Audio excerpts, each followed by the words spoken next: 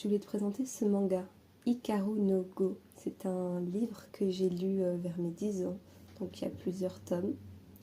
En fait, Hikaru no Go, il va apprendre à jouer au Go. Mais comment il va apprendre à jouer au Go, vous me direz? Un jour, il décide de monter en haut du grenier de son grand-père. Et il découvre une table très étrange qu'il n'a jamais vue avant. Et son ami lui dit « Ah bah c'est un jeu de Go ». Et il dit « Ah bon ?» Il voit qu'il y a comme des traces de sang, mais son ami ne les voit pas.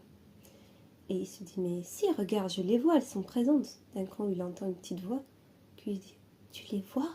Et on voit très floutement qui va être la personne. La fille lui dit « Mais ça suffit, il faut qu'on parte d'ici, j'ai peur. Tu me fais peur, il y a des tonnerres, il y a de la pluie, il faut partir. » Il part, il se retrouve du coup en salle de classe. En cours d'histoire, sachant que Hikaru ne connaît rien à l'histoire, il est vraiment, c'est vraiment en fait la personne un peu légère qui suit les cours, mais qui est très sympathique, mais qui n'est pas forcément très intelligente. En tout cas au début. Et là, il entend toutes les réponses. Donc il dit « Ah oui, je crois que tu as raison. » Sauf qu'en fait, c'était pas son subconscient qui parlait, c'était le fantôme. Au début, il se dit « Mais qui tu es ?» Il a peur. Et il dit « Mais vous le voyez ?» Et puis tout le monde le prend pour un fou. Sauf que, en fait, c'est pas n'importe qui. C'est un fantôme qui habitait, je crois, à l'ère Edo, mais j'ai pas envie de vous dire n'importe quoi parce que je ne me rappelle plus exactement.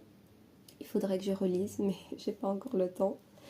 Et il est proche du coup divin. Le coup divin, c'est le coup parfait. Le coup le plus beau que l'on puisse faire pour terminer une partie de Go. C'est un peu comme le Saint Graal, on va dire, du jeu de Go. Et pendant son ère, malheureusement, il n'y arrive pas. Du coup, tellement il a de regrets, il se transforme en fantôme. Et il hante cette terre depuis, à la recherche de personnes qui justement peuvent le voir, donc lui permettent pas de les posséder, parce que ce n'est pas autorisé en tout cas dans ce livre-là, mais de pouvoir communiquer avec elle et de justement pouvoir jouer à travers elle. Donc il lui dit comment déplacer tes pièces, comment apprendre. Donc le jeu de Go, ce sont des pièces blanches et noires, un peu arrondies, sur un jeu de Go en bois. Et il joue au début pour faire plaisir à son ami, sauf que petit à petit, il a envie d'essayer, le petit garçon, jusqu'à devenir plus grand. Il se dit, ben, moi aussi j'ai envie d'apprendre ce jeu, j'ai pas envie de tout le temps faire ce qu'il me dit. Et il apprend, petit à petit il se développe, on va dire.